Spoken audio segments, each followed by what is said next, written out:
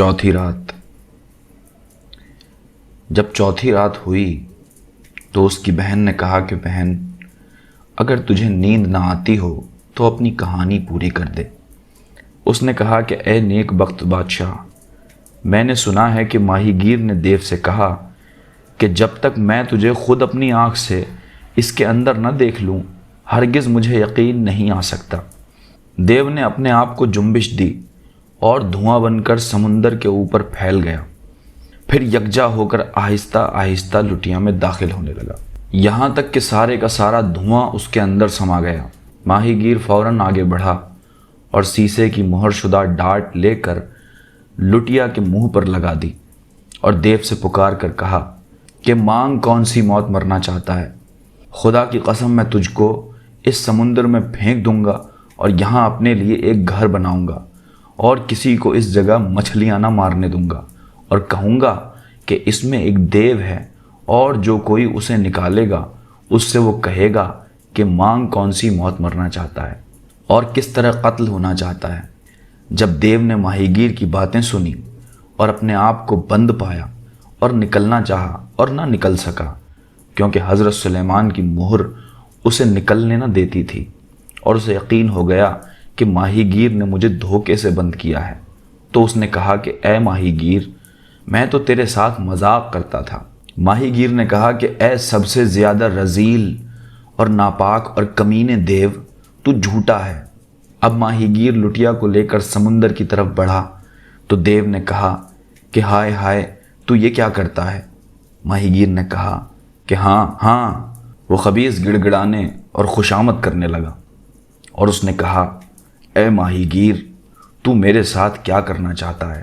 اس نے کہا کہ میں تجھے سمندر میں پھینک دوں گا اور اگر تو 1800 سال تک اس میں رہے تو میں تجھے رہنے دوں گا یہاں تک کہ قیامت آ جائے۔ اب میں تجھ سے ہرگز یہ نہ کہوں گا کہ مجھے زندہ رہنے دے۔ خدا تجھے سلامت رکھے اور مجھے قتل نہ کرنا، کہیں ایسا نہ ہو کہ خدا تجھے قتل کر ڈالے اور تو میری بات نہ مانے اور میرے ساتھ بے وفائی کرے۔ اب خدا نے مجھے تیرے اوپر قابو دیا ہے اور اب میں تیرے ساتھ بے وفائی کرتا ہوں۔ دیو نے کہا کہ اگر تو مجھے کھول دے تو میں تیرے ساتھ بھلائی کروں گا۔ ماہی گیر نے کہا کہ تو جھوٹا ہے، اے مردود، میرے اوپر تیری مثال ایسی ہے جیسے یونان بادشاہ کے وزیر اور دوبان حکیم کی۔ دیو نے کہا کہ یونان بادشاہ کا وزیر اور دوبان حکیم کون ہے اور ان کا قصہ کیا ہے؟ تب ماہی گیر نے یہ قصہ بیان کیا، یونان بادشاہ کے وزیر کی کہانی۔ ماہی گیر نے کہا کہ اے دیو سن، اگلے زمانے میں فارس اور روم کا ایک بادشاہ تھا، اس کا نام تھا یونان۔ اس کے پاس بے حد مال و دولت اور لاؤ لشکر تھا، وہ بڑے دبدبے والا تھا اور اس کے خراج گزار بہت سارے تھے، لیکن اسے کوڑ کی بیماری تھی اور حکیم اور طبیب اس کے علاج سے عاجز آ چکے تھے۔ وہ بہت سی دواؤں اور سفوف اور مالشوں کا استعمال کر چکا تھا، لیکن کسی سے فائدہ نہ ہوا اور کوئی طبیب اسے اچھا نہ کر سکا۔ ایک بار یونان بادشاہ کے دارالسلطنت میں ایک بڑا اور بوڑھا حکیم آیا، اس کا نام دوبان حکیم تھا۔ اس نے یونانی، فارسی، رومی، عربی اور سریانی کتابوں کا مطالعہ کیا تھا اور طب اور نجوم اور ان کے اصول و قواعد میں بڑا ماہر تھا اور ان کے نفع و نقصان سے بخوبی واقف تھا اور مفید اور مضر نباتات اور جڑی بوٹیوں کی پہچان میں بڑی دسترس رکھتا تھا، فلسفی تھا اور طبابت وغیرہ کے ہر پہلو سے واقف تھا۔ جب یہ حکیم شہر میں آیا اور کچھ دنوں وہاں رہا تو اس نے سنا کہ بادشاہ کو کوڑ کی بیماری ہے اور سارے حکیم اور طبیب اس کے علاج سے عاجز آ چکے ہیں۔ جب حکیم کو اس کی خبر پہنچی تو وہ رات بھر سوچتا رہا اور جب صبح ہوئی اور روشنی پھیلی تو اس نے اپنے بہترین کپڑے پہنے اور یونان بادشاہ کے پاس پہنچا اور اس کے سامنے زمین کو بوسہ دیا اور کہا کہ خدا تیری عزت و آبرو اور دولت ہمیشہ قائم رکھے، اور بہترین تقریر کی۔ اس کے بعد کہا کہ بادشاہ سلامت، مجھے معلوم ہوا ہے کہ آپ کے بدن میں کوئی مرض ہے اور بہت سے طبیب اس کے دور کرنے سے عاجز آ گئے ہیں۔ اب میں آپ کا علاج کرنا چاہتا ہوں، بغیر اس کے کہ کوئی دوا پلاؤں یا مالش کروں۔ جب یونان بادشاہ نے یہ سنا تو اسے تعجب ہوا اور اس نے پوچھا کہ آخر پھر کس طرح علاج ہوگا؟ قسم ہے خدا کی کہ اگر تو میرا مرض دور کر دے تو میں تجھے پشتہا پشت تک دولت مند بنا دوں گا اور تیرے ساتھ انعام و اکرام کروں گا، اور جو کچھ تو مانگے گا دوں گا، اور تجھے اپنا ہم پیالہ اور ہم نوالا بناؤں گا۔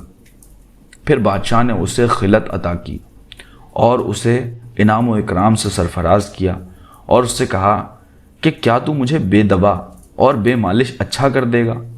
اس نے جواب دیا کہ جی ہاں۔ بادشاہ کو اس پر بہت تعجب ہوا اور اس نے حکیم سے کہا کہ اے حکیم، جو علاج تو کرنا چاہتا ہے وہ کس روز اور کس وقت ہوگا؟ اس نے کہا کہ بصر و چشم کل ہو جائے گا۔ یہ کہہ کر وہ شہر میں آیا اور ایک مکان کرائے پر لیا اور اس میں اپنی کتابیں اور دوائیں اور جڑی بوٹیاں رکھیں۔ پھر دواؤں اور جڑی بوٹیوں سے ایک پولو کا بلہ بنایا اور اسے اندر سے خالی رکھا اور اس کا ایک دستہ بنایا اور اپنے علم کی بنا پر پولو کی گیند۔ جب وہ سب چیزیں بنا کر تیار کر چکا تو دوسرے روز بادشاہ کی خدمت میں حاضر ہوا اور دربار میں پہنچ کر اس کے سامنے زمین کو بوسہ دیا اور کہا کہ آپ سوار ہو کر میدان میں نکلیں اور اس گیند اور بلے سے پولو کھیلیے۔ بادشاہ کے ساتھ ساتھ سارے عمرا اور وزراء اور شرفا ہو لیے۔ جو ہی یہ سب میدان میں جمع ہوئے تو دوبان حکیم وہاں پہنچا اور بادشاہ کو بلہ دے کر کہنے لگا کہ اسے اس طرح پکڑیے اور میدان میں بڑھیے اور ہاتھوں کو خوب جھونک دے کر گیند پر بلہ ماریے، یہاں تک کہ آپ کے ہاتھ اور سارا بدن پسینے پسینے ہو جائے۔ اس طرح سے دوا ہتھیلیوں میں سے ہو کر جسم میں سرایت کرے گی۔ جب آپ کھیل چکیں اور دوا سرایت کر چکی ہو تو اپنے محل میں واپس جائیے اور حمام میں جا کر نہائیے اور سو رہیے، بس آپ اچھے ہو جائیں گے۔ یہ سن کر یونان بادشاہ نے حکیم کے ہاتھ سے بلہ لے لیا اور اسے اپنے ہاتھوں میں خوب زور سے پکڑا اور گھوڑے پر سوار ہوا اور گیند کو اپنے آگے پھینکا اور خود اس کے پیچھے دوڑا اور پاس پہنچ کر اسے زور سے مارا اور بلے کو مضبوط پکڑ رہا۔ اسی طرح وہ گیند کو مارتا اور اس کے پیچھے دوڑتا اور پھر مارتا جاتا تھا، یہاں تک کہ دونوں ہتھیلیاں اور سارا بدن پسینے پسینے ہو گیا اور دوا دستے میں ہو کر سرایت کر گئی۔ جب دوبان حکیم کو یقین آ گیا کہ دوا سارے بدن میں سرایت کر چکی ہے تو اس نے کہا کہ اب آپ محل میں تشریف لے جائیے اور فوراً حمام کیجیے۔ یونان بادشاہ فوراً واپس گیا اور حکم دیا کہ اس کے لیے حمام خالی کیا جائے۔ جب حمام خالی ہو چکا تو فراشوں نے اس میں فوراً فرش بچھایا اور غلام حاضر ہوئے اور کپڑے لائے۔ بادشاہ حمام میں داخل ہوا اور دل کھول کر نہایا اور وہیں حمام کے اندر کپڑے بدلے اور وہاں سے نکلا اور گھوڑے پر سوار ہو کر اپنے محل میں آیا اور سو گیا۔ یہ تو بادشاہ کا حال ہوا۔ اب دوبان حکیم کا ماجرا سنیے۔ وہ اپنے گھر آیا اور سو رہا۔ جب صبح ہوئی تو وہ بادشاہ کے یہاں گیا اور اندر آنے کی اجازت مانگی۔ بادشاہ نے اندر بلا لیا۔ وہ اندر آیا اور بادشاہ کے سامنے زمین کو بوسہ دیا اور اس کے لیے تشبیہاً یہ اشعار گا کر پڑھے۔ جب بزرگیاں تیری طرف منسوب کی جاتی ہیں تو ان کا دماغ آسمان پر چڑھ جاتا ہے، اور اگر کبھی کسی دوسرے کی طرف منسوب کی جائیں تو انکار کر دیں۔ تیرا چہرہ ایسا ہے کہ وہ بھیانک سی بھیانک چیز کی تکلیف کو دور کر دیتا ہے۔ خدا کرے کہ تیرا چہرہ ہمیشہ 14ویں رات کے چاند کی طرح چمکتا رہے، خواہ زمانے کا چہرہ کتنا ہی غضبناک کیوں نہ ہو۔ تو نے اپنے فضل و کرم سے مجھ پر وہ احسان کیے ہیں جو بادل پہاڑیوں کے ساتھ کرتے ہیں۔ تو نے اپنا مال نیکی کرنے میں اس قدر خرچ کیا ہے کہ بالآخر تو بلندی کے اعلیٰ زینے پر پہنچ گیا ہے۔ آپ نے اوپر عربی اشعار کا اردو ترجمہ ملاحظہ فرمایا ہے۔ جب وہ یہ اشعار پڑھ چکا تو بادشاہ اٹھ کھڑا ہوا اور اسے اپنے سینے سے لگا لیا اور اپنے پہلو میں بیٹھنے کو جگہ دی اور بہترین خلعت عطا کیے۔ جب بادشاہ حمام سے نکلا تھا اور اپنے بدن پر نظر ڈالی تھی تو کوڑ کا کوئی اثر باقی نہ تھا، بلکہ اس کا جسم سفید چاندی کی طرح صاف تھا۔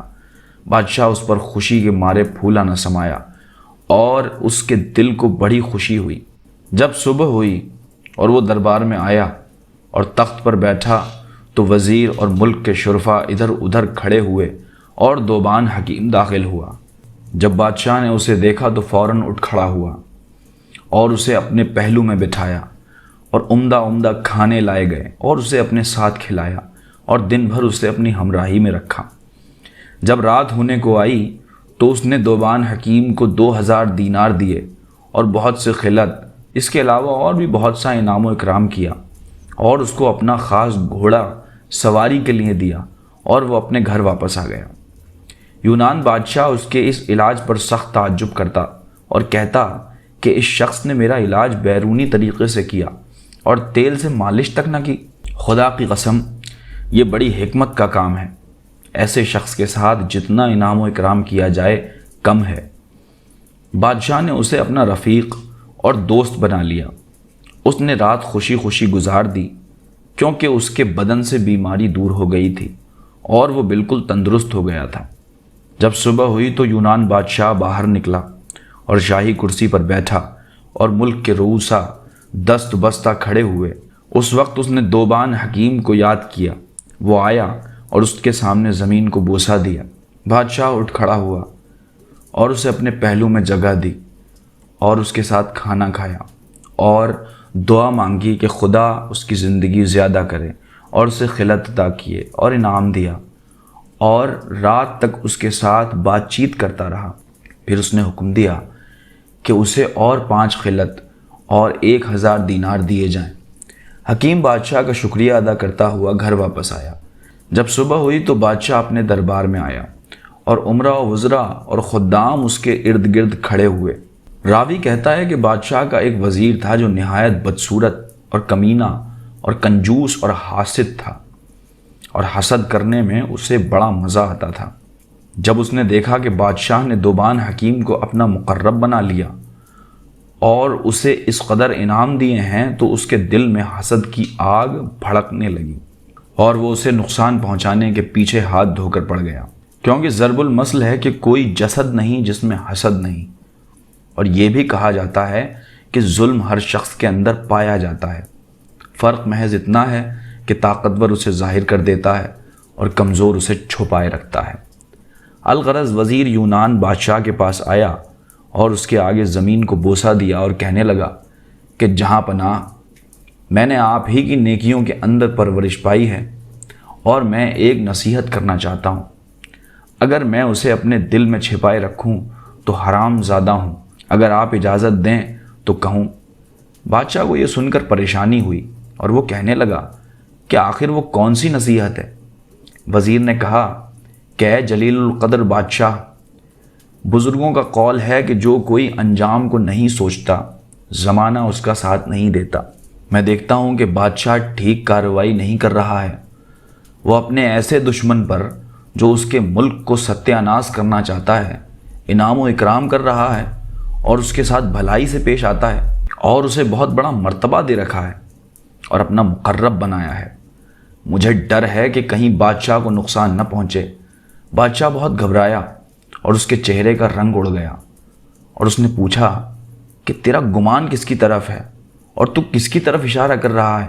وزیر نے کہا کہ اگر آپ سو رہے ہوں تو جاگ جائیے، میرا اشارہ دوبان حکیم کی طرف ہے۔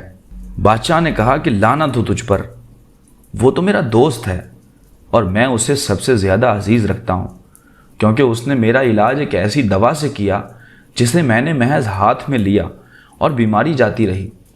اس بیماری کے علاج سے تمام حکیم عاجز آ چکے تھے۔ اس کا ثانی زمانے میں نہیں، نہ دنیا کے مشرق میں نہ مغرب میں۔ اس کے متعلق تو ایسی بات کہتا ہے، میں آج ہی سے اس کا روزینہ اور تنخواہ مقرر کیے دیتا ہوں۔ ہر مہینے اسے 1000 دینار دیا کروں گا۔ اگر میں اسے اپنے ملک کا بھی ساجھے دار بنا لوں تو کم ہے۔ میں خوب سمجھتا ہوں کہ تو محض حسد کی وجہ سے یہ باتیں کرتا ہے، جیسے سندباد بادشاہ کے ساتھ پیش آیا ہے۔ شہزاد نے یہاں تک بیان کیا تھا کہ اسے صبح ہوتی دکھائی دی اور اس نے وہ کہانی بند کر دی جس کی اسے اجازت ملی تھی۔